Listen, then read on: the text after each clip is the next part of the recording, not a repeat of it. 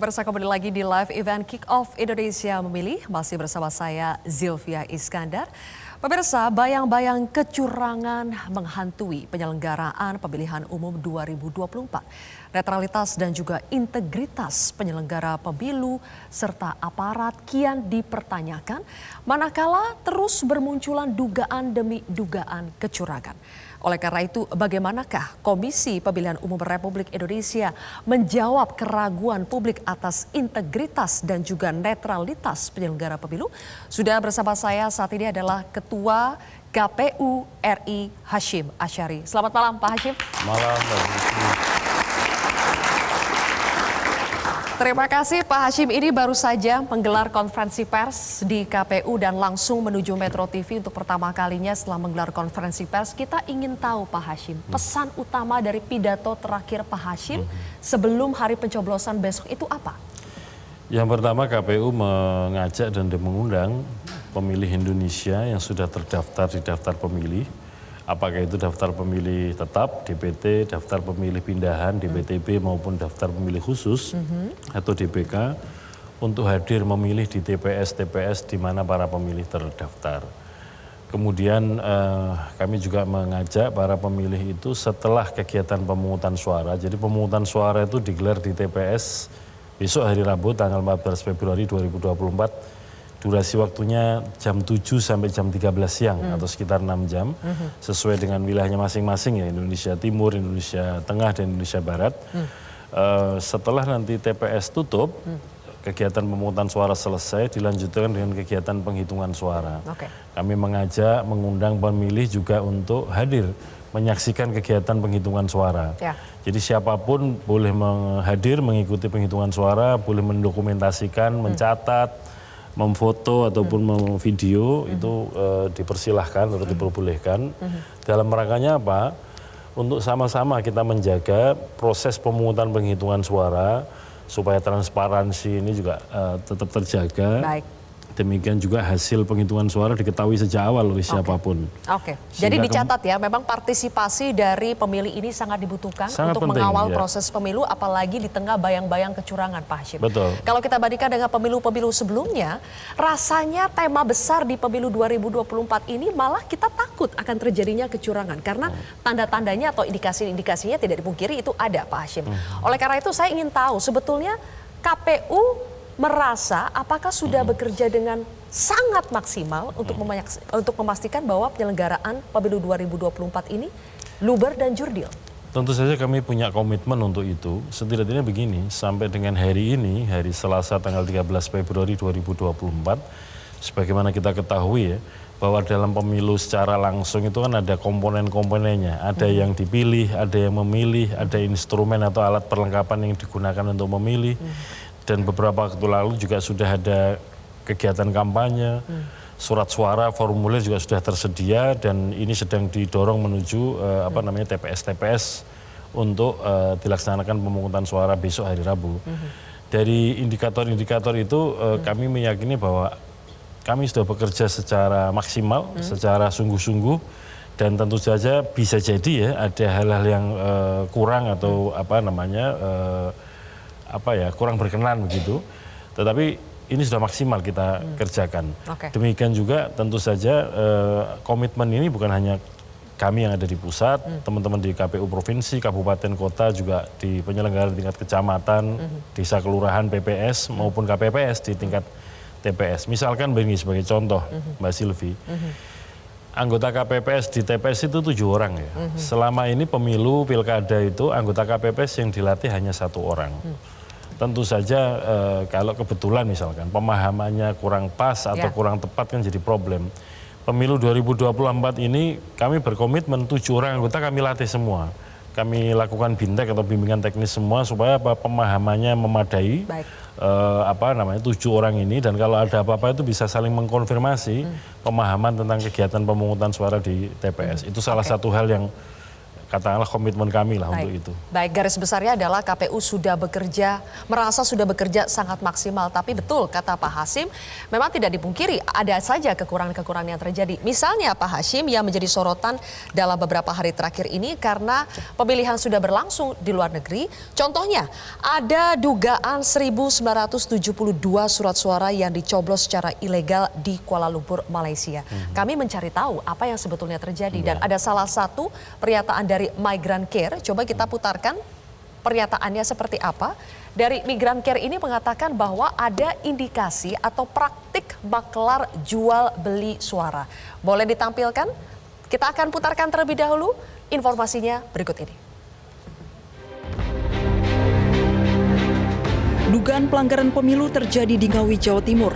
Seorang kepala desa Sambiroto, Kecamatan Padas, Kabupaten Ngawi, Jawa Timur, bernama Sri Mulyono melakukan deklarasi dukungan kepada Capres-Cawapres Prabowo Gibran. Video deklarasi pun viral di media sosial. Setelah diperiksa selama 1 jam di kantor Bawaslu, Sri Mulyono mengaku terpaksa membuat video dukungan pada Prabowo Gibran, Capres-Cawapres nomor urut 2 bersama perangkat desanya karena diintimidasi oleh petinggi Asosiasi Kepala Desa atau AKD Indonesia Cabang Ngawi. Sementara itu, koalisi masyarakat sipil yang terdiri dari berbagai LSM mengungkapkan sejumlah kasus kecurangan pemilu yang ditemukan. Kecurangan tersebut mencakup penyalahgunaan kekuasaan negara pada berbagai level, mulai dari pemerintah pusat hingga ke daerah. Koalisi masyarakat sipil mencatat ada 121 kasus dengan 31 kategori penyimpangan yang dilakukan oleh aparatur negara. Jadi kita mengumpulkan, mendokumentasikan 121 kasus penyimpangan aparatur negara di berbagai level, mulai dari presiden sampai kepala desa, terkait dengan kepentingan kampanye dan pemenangan kontestan dalam pemilu.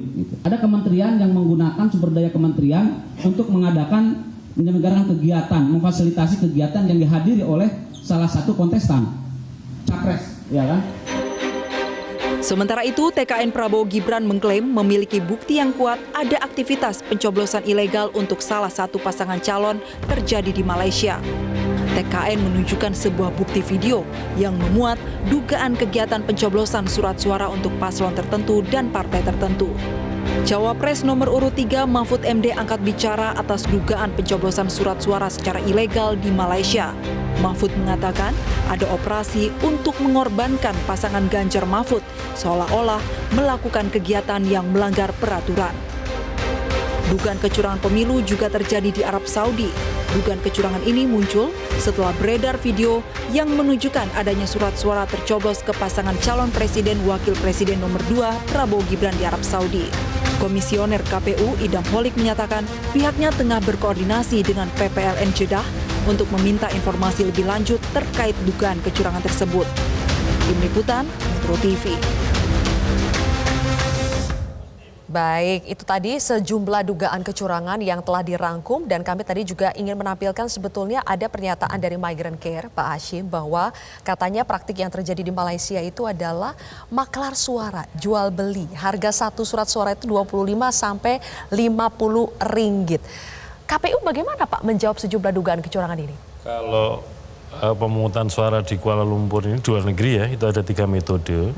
Yang pertama metode pos. Yang kedua metode kotak suara keliling atau KSK, kemudian yang ketiga metode TPS.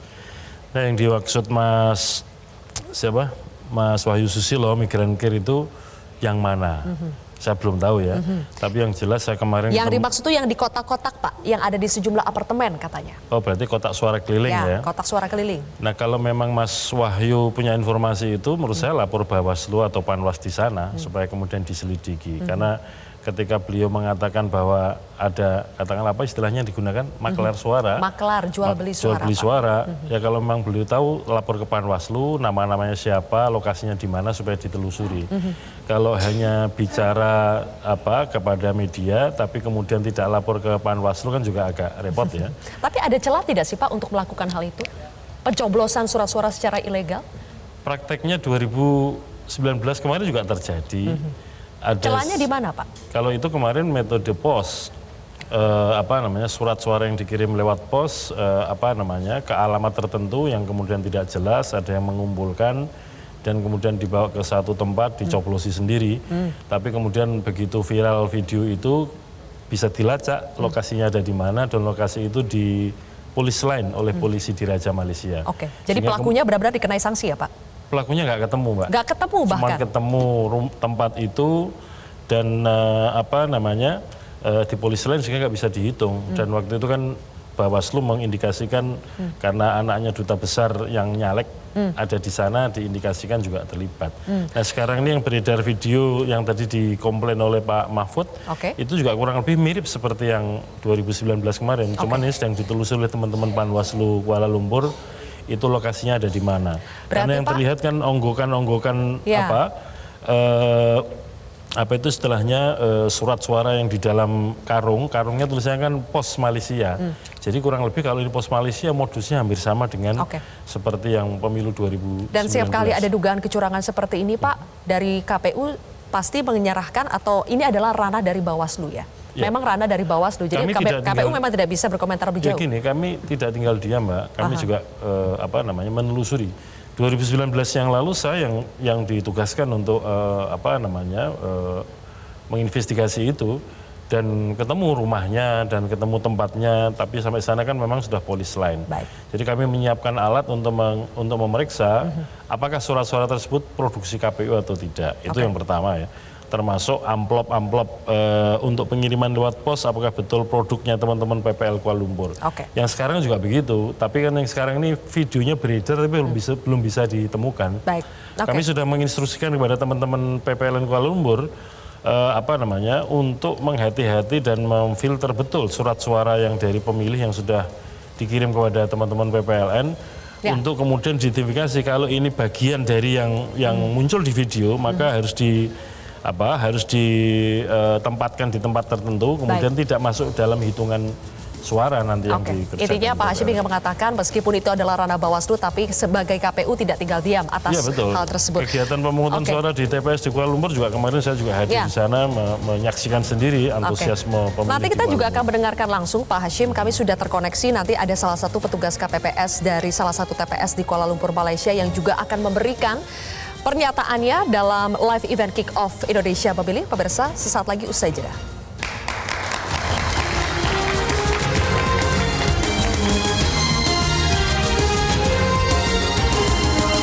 Jelajahi cara baru mendapatkan informasi. Download Metro TV Extend sekarang.